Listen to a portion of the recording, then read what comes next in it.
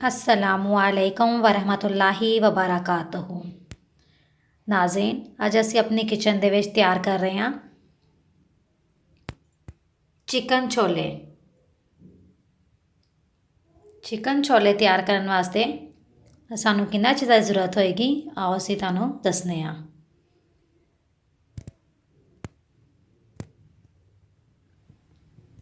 नाज़रीन, चिकन छोले बनाने वास्ते सब तो पहले असी एक मीडियम साइज़ का प्याज ले लिया, जिन्हों असी डार्क ब्राउन कर लेना है।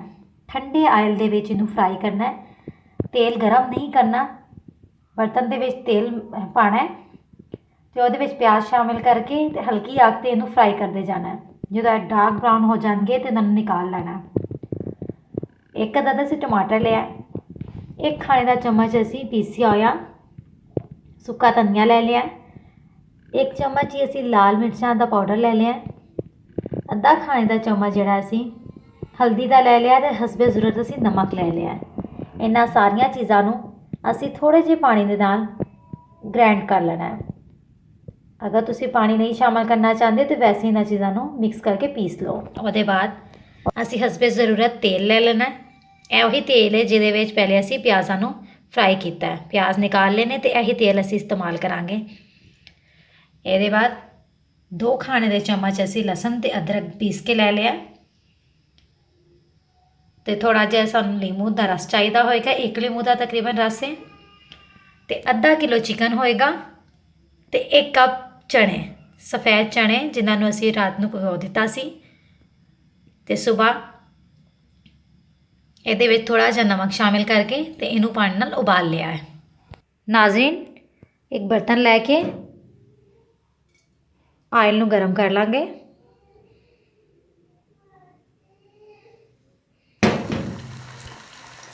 आयल दे विच चिकन शामिल करके तो इनू असी फ्राई कर लांगे।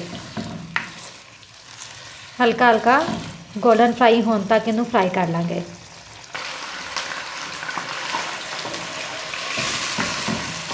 ना थोड़ा बहुत असी फ्राई करने के बाद ये लसन अदरक का जरा कुटिया होया सी रखिया सी और शामिल कर देंगे।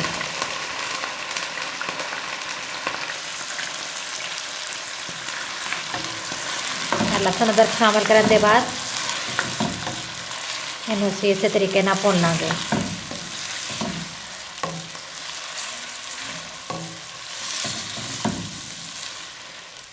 असी लसन अदरक घुट के शामिल किया है, तुसी पीसिया होया भी शामिल कर सकते हो। असी 5 मिनट वास्ते इनू भुन लांगे।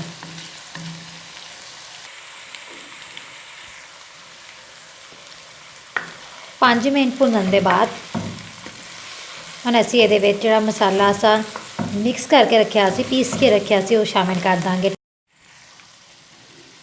टमाटर, प्याज, पीसिया सुक्का धनिया,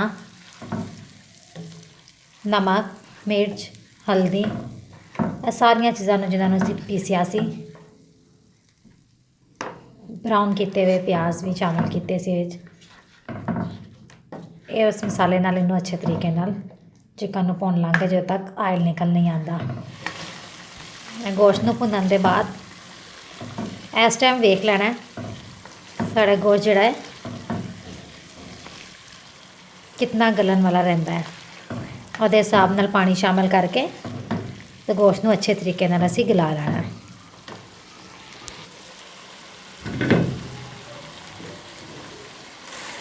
नाज़रीन, गोश्त बहुत अच्छे तरीके नाल गल गया। हुण इहदे विच असीं चने शामिल कर देंगे।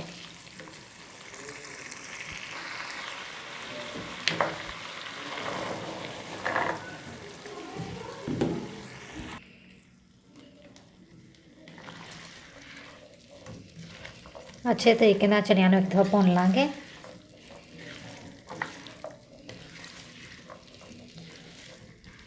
नाज़रीन, चनियां नूं अच्छे तरीके नाल भुन लिया तो देखो कुछ चनियां नूं असीं निकाल के इदा चम्मच की मदद नाल थोड़ा हल्का हल्का पीस लिया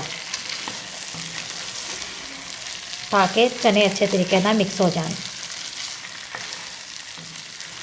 और थोड़ा जहा शोरबा बनाने वास्ते ਅਸੀਂ ਇਹਦੇ ਵਿੱਚ ਪਾਣੀ ਸ਼ਾਮਲ ਕਰਾਂਗੇ। ਅਸੀਂ ਜਿਸ ਪਾਣੀ ਦੇ ਵਿੱਚ ਚਣੇ ਅਸੀਂ ਉਬਾਲੇ ਸੀ, ਸਾਡੇ ਕੋਲ ਉਹ ਪਾਣੀ ਮੌਜੂਦ ਹੈ। ਅਸੀਂ ਉਹ ਪਾਣੀ ਸ਼ਾਮਲ ਕਰਕੇ ਇਹਨੂੰ 10 ਤੋਂ 15 ਮਿੰਟ ਵਾਸਤੇ ਦਰਮਿਆਨੀ ਅੱਗ 'ਤੇ ਢੱਕਣ ਲਗਾ ਦਾਂਗੇ।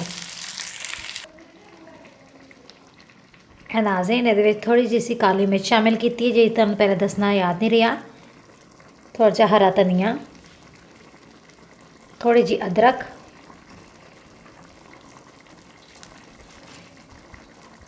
थोड़ी जी हरी मिर्च,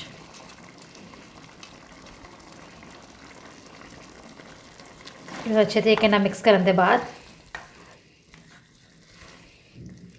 असीं 10 तो 15 मिनट वास्ते इहनूं रख छोड़ांगे ढक्कन लगा के।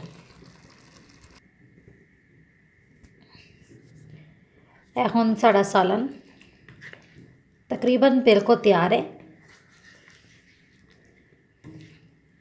10 मिनट ढक्कन लगाने के बाद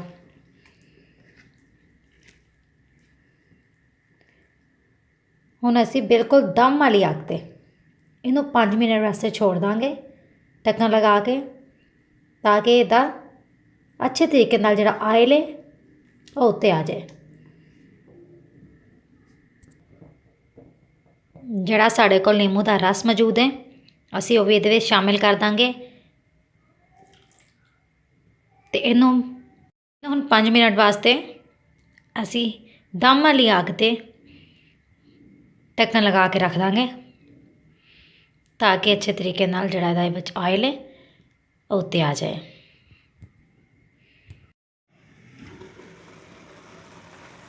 ਇਹ ਦੇਖੋ ਨਾਜ਼ਰੀਨ, चिकन छोले बिल्कुल रेडी ने। ऐसी खुशबू आ रही है जिमें किते होटल वगैरह ते तैयार होए हुंदे ने। हुण इन्हां नूं असीं डिश आउट करने आए नूं।